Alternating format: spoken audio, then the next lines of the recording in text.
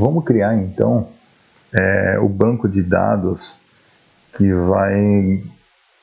vai ser o banco de dados aqui da nossa aplicação, né? Desse sistema web aqui. Para isso, vamos usar o XAMPP, que já está instalado. Tem um vídeo aí mostrando como que instala o XAMPP. Vou deixar na descrição o link do vídeo que mostra como instalar o XAMPP, como criar o ambiente. Mas aí é só abrir o painel dele e clicar aqui em Admin. O que vai acontecer? Quando eu clicar em Admin, ele abre o navegador no PHPMyAdmin, tá? Que é um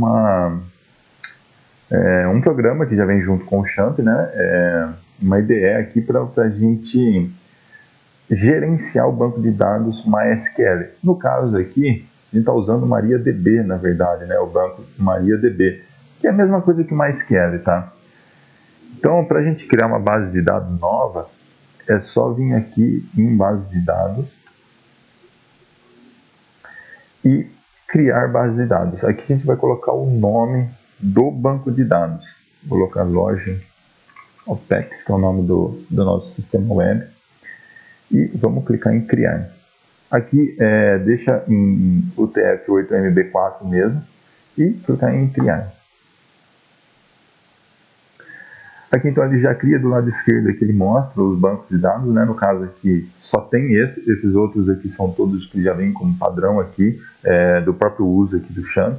Então é só clicar aqui em loja OPEX, não tem nenhuma tabela ainda, então vamos criar uma tabela. Eu vou precisar uma tabela, o nome da tabela do banco de dados vai se chamar usuários. E vai ter o número de colunas dessa tabela. Eu vou precisar de uma coluna do código, nome, e-mail, senha e um campo, uma coluna para identificar se está ativo ou não. Tá? Então são 5 colunas. Vou clicar em criar. Ele abre aqui para a gente configurar essas colunas. A primeira coluna eu sempre coloco o código, que vai ser o código sequencial. Cada usuário, cada funcionário que vai usar o sistema, ele vai ter um código, vai ter um cadastro aqui dentro dessa tabela. Esse campo código, eu sempre coloco ele como índice aqui, ó. Vou puxar para o lado. Aqui em índice, eu coloco como uma chave primária. Clico em continuar. Não altera nada ali. E marco esse campo aqui, ó, autoincremento. Que ele vai colocar aqui 1, 2, 3. Ele vai gerando um número que não se repete, né, como a chave primária aqui. O segundo campo, eu vou colocar aqui que vai ser o nome do funcionário, o nome do usuário. Ele é do tipo varchar. Por que varchar? Varchar é caracteres, né? Texto, números, né? Qualquer coisa, qualquer caractere. E eu vou definir um tamanho aqui de 40 até 50 caracteres. Então dá para digitar um nome ainda com 50 letras, né? 50 caracteres. O campo e-mail, que vai ser o login, né? Também varchar. Vou colocar 50 também. O campo senha. Aqui em senha tem que ser varchar e eu coloco 255. Por que 255? O tamanho dos caracteres? Porque essa senha é criptografada. A gente vai criptografar essa senha. Nunca se guarda a senha em banco de dados sem criptografar. Tem que criptografar essa senha. A gente vai criptografar lá no PHP. Então, quando criptografa uma senha, ela gera uma sequência de caracteres grande. Então a gente coloca aqui como padrão, que é o tipo de hash lá, o tipo de criptografia que a gente vai usar, 255 aqui está ótimo, até sobra. E o campo ativo.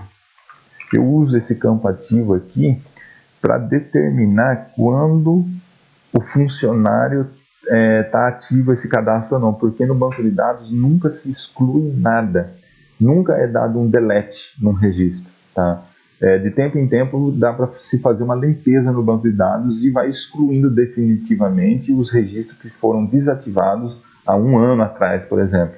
Tá? Então a gente tem certeza que não vai interferir, mas nunca eu coloco, excluo um registro do banco de dados, nunca.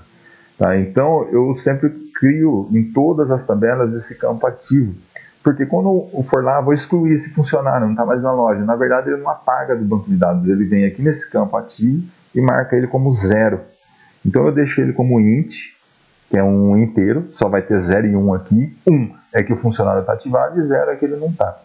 E aqui em pré-definido, eu vou deixar esse campo pré-definido como definido 1.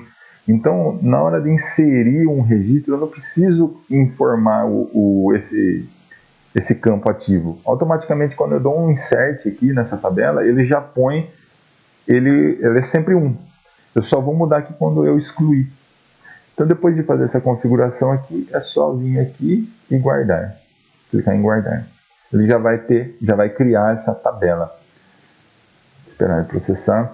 Fica um pouco lento que está gravando.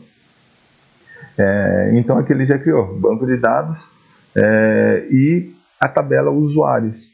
Então, é bem simples criar uma tabela aqui nesse PHP-MyAdmin, que gerencia o MariaDB, tá? Esse banco de dados. Por hora, aqui a gente vai criar só essa tabela para poder fazer o teste do login, porque lá no PHP, a hora que receber os dados do formulário, a gente vai ter que checar aqui no e-mail e a senha se é válida. Tá? Então, depois a gente vai inserir um registro aqui só para simular, para fazer um login, né? E a gente vai fazer até o cadastro. A gente poderia fazer um cadastro do usuário já aqui.